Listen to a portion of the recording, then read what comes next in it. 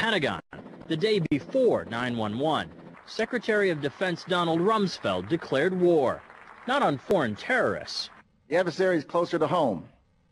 It's the Pentagon bureaucracy. He said money wasted by the military poses a serious threat. In fact, it could be said that it's a matter of life and death. Rumsfield promised change, but the next day, the world changed. And in the rush to fund the war on terrorism, the war on waste seems to have been forgotten. My '03 budget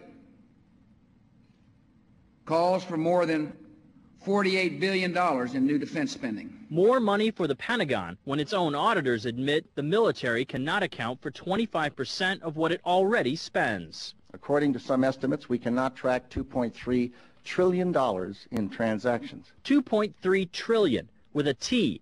That's $8,000 for every man, woman, and child in America.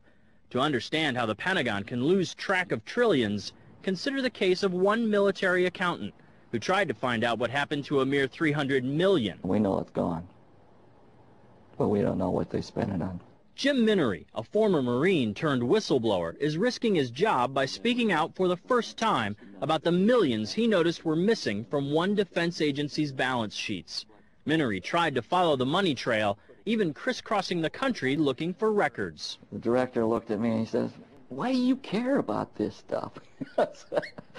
It took me aback, you know.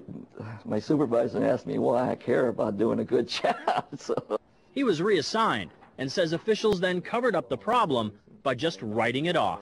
They got to cover it up. That's where the corruption comes in. They've got to cover up the fact that they can't do the job. The Pentagon's Inspector General partially substantiated several of Minery's allegations, but could not prove officials tried to manipulate the financial statements. 20 years ago, Pentagon employee Franklin C. Spinney made headlines exposing what he calls the accounting games.